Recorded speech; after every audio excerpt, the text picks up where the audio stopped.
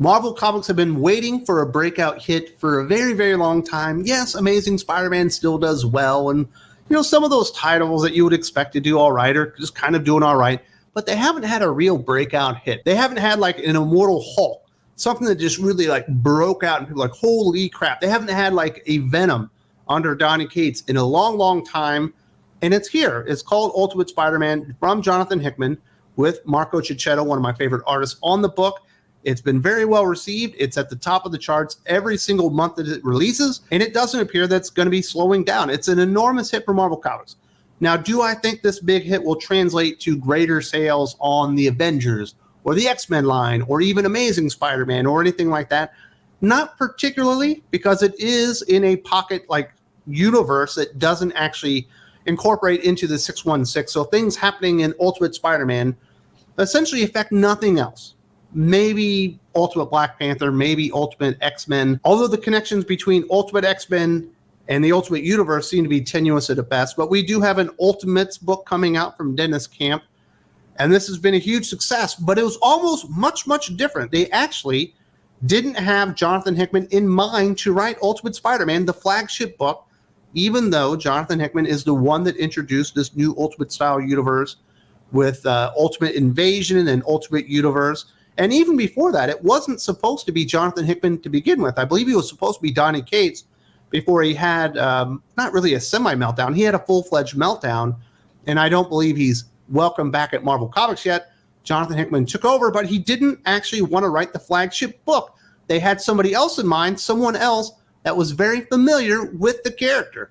Jonathan Hickman's current reinvention of Spider-Man lore in the relaunched Ultimate Universe has been one of the year's most exciting comic book stories, but it was almost very different as the company originally reached out to Chip Zdarsky about the project. As he explained in a recent interview, Zdarsky turned Ultimate Spider-Man down, saying, "I don't want to write it, I want to read it." And it must be mentioned right here at the beginning that Chip Zdarsky is actually writing a story at Marvel Comics that's pretty badass. If you're not reading Avengers Twilight, you're missing out on one of the better Avengers books that we've had in the last 5 years. It's actually fucking spectacular. It started out, I was like, oh, okay, it's Dark Knight Returns, it's Kingdom Come, it's dystopian future with the Avengers, whatever, blase, blase. And it turns out, as the story has gone along, it's only gotten better and better and better. So it all turned out all right in the end, because Chip Zdarsky is writing a badass Avengers book, and we're receiving a badass Ultimate Spider-Man book, issue 4 notwithstanding. I didn't particularly like that one, but it has not turned me off to the series, but it certainly would have been very different if they had put Chip Zdarsky in charge of Ultimate Spider-Man, the flagship title of the Ultimate Universe. And I am surprised Jonathan Hickman didn't initially want this title. It is the flagship book of something that he was recreating, with this new revamp of the Ultimate Universe. But when you think about it, and I remember talking about it when they announced Ultimate Spider-Man under Jonathan Hickman, that while Jonathan Hickman is an enormous world builder, he sometimes has lacked in characterization. He has good character moments, but he doesn't really love fleshing out the characters. And Ultimate Spider-Man so far has been the ultimate character book, really fleshing out the character himself as the world is revolving around him. And it's been a really cool change of pace, and it's been nice to see Jonathan Hickman do something that's not normally associated as being in his wheelhouse. I don't normally think of Jonathan Hickman as the guy that is able to write really tender family moments and build characters up. So in the end, it all worked out, but you can understand why they might have wanted Chip Zdarsky in the first place. According to Chip Zdarsky, once Marvel approached him with Jonathan Hickman's idea for the Ultimate relaunch, he knew quickly that he wasn't the right fit for the new Ultimate Spider-Man, in large part because there was already a more perfect writer for the project. Zdarsky stated, "The editor on the Ultimate line, Will Moss, contacted me because he's like, it just made sense, right? I'm known for Spider-Man. Marco loves Spider-Man and wants to draw it desperately, so Will approached me with it. He gave me the outline for Hickman's alternate universe idea, and where he had a picture of Spider-Man fitting into all of that, and I read it, and I'm like, this is awesome. I love it. I'm the #1 Hickman fan, and so when I read it, I'm just like, this is a great Hickman story." And it's good to know that Marco Checchetto was champing at the bit to be on this Ultimate Spider-Man book, because as a fan, I was over the moon when they said he was going to be doing it, because, Checchetto has illustrated Spider-Man in the past, specifically with Chip Zdarsky's Daredevil run. I was like, man, I really like his Spider-Man. He's got a physicality to him. The only other guy within the Marvel Comics bullpen right now of artists that does anything similar to this is Stegman on Spider-Man. And I was like, yeah, I really want this Marco Checchetto thing. And I could understand why they would have reached out to Zdarsky to begin with. Not only had he already done a series with Marco Checchetto that was critically acclaimed and did very well and spun out to its own event with Devil's Reign. They did the Daredevil series, which really put Marco Checchetto on the map as maybe a primetime superstar creator for Marvel Comics. But certainly Chip Zdarsky has had a lot of history with the character of Spider-Man. He did Peter Parker Spectacular Spider-Man.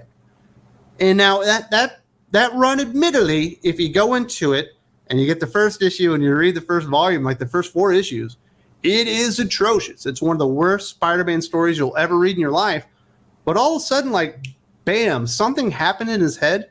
And all of a sudden, he got the character, he got the story, and it went swimmingly after that. It was actually a lot of fun. We even got Spider-Man's stupid, anonymous, forgotten sister, long-lost sister that no one cares about. He made her pretty decent in that Peter Parker Spectacular Spider-Man run, which culminated in what I think is still probably the best single issue of Spider-Man released in the last decade, Peter Parker Spectacular Spider-Man number 310, which is absolutely phenomenal, which is also illustrated by Chip Zdarsky because he's low-key a pretty damn good artist as well. But Zdarsky also did something very similar to what Ultimate Spider-Man is, kind of in concept. Zdarsky also did something very similar in concept to what Hickman is doing with Ultimate Spider-Man when he did Spider-Man Life Story, which is basically recreating the Spider-Man history and mythos and telling it in a linear fashion to where the character actually aged as the story progressed.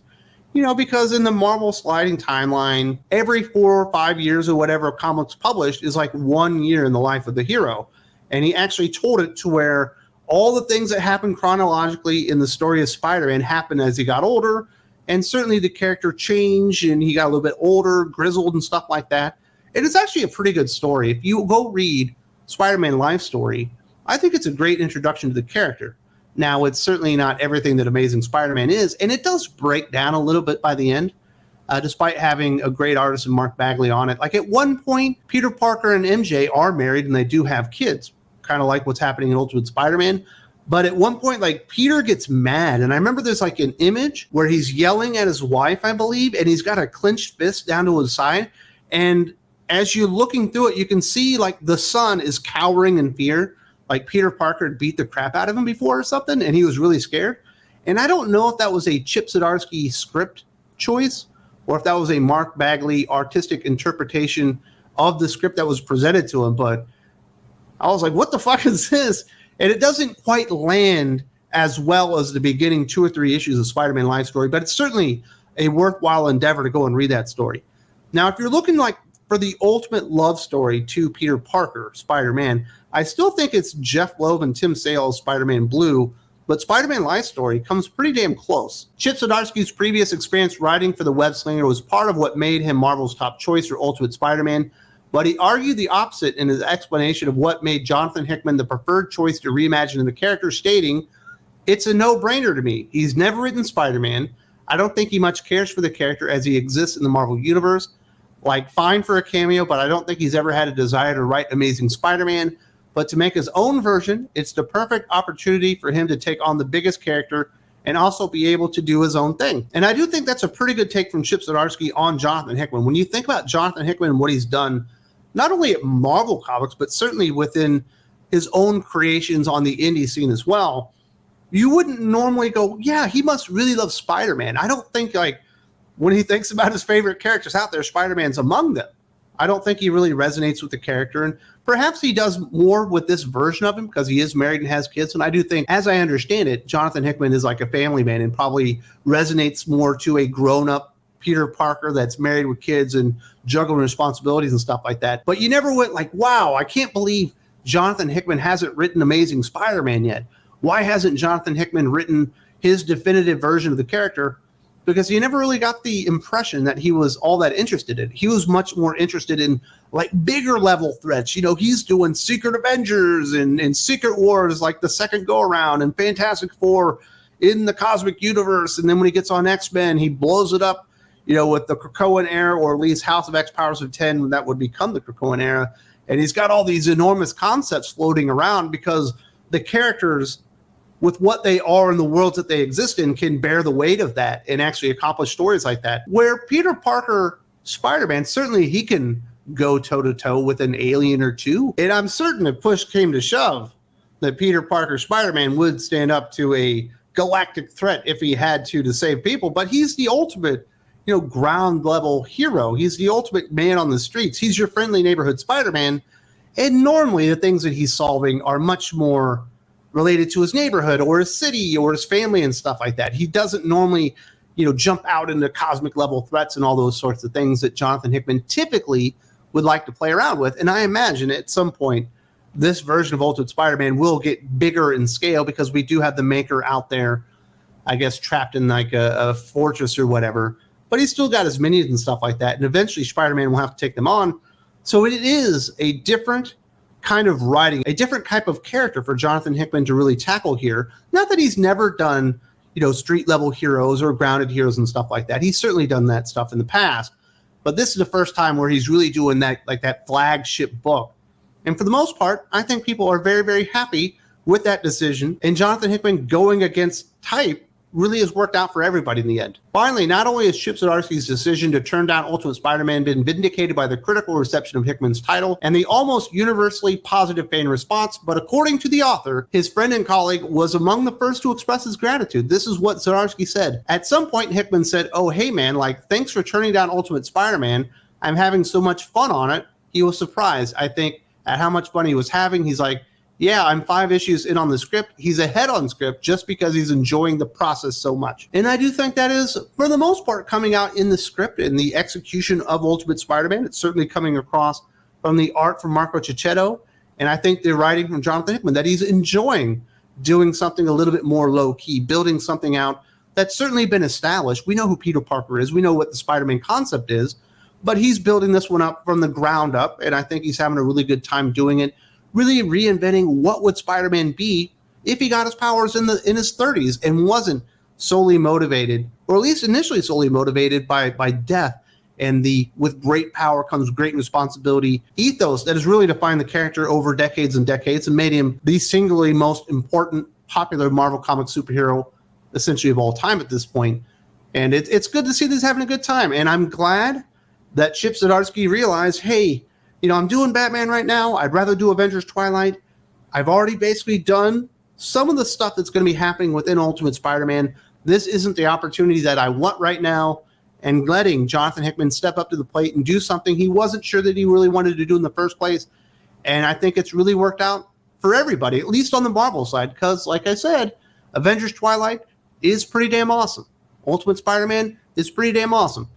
Batman over at DC Comics, maybe a little bit different story, although he's got a fantastic artist on there as well with Jorge Jimenez and all that kind of stuff. But that thing has been the ultimate hit or miss book for, I don't know, a couple of years at this point. But one thing is certain, Chip Zdarsky did us all the great favor turning down Ultimate Spider-Man, and I don't know that I would have been able to do that if I was in his shoes, because we hadn't seen Ultimate Spider-Man in a long time. Amazing Spider-Man has decidedly sucked for quite a few years now, ever since Nick Spencer left, and it was likely, very, very likely, that a new interpretation of Spider-Man married with children was going to be a big, big, big time success and lead to lots of accolades and critical acclaim and all that kind of stuff.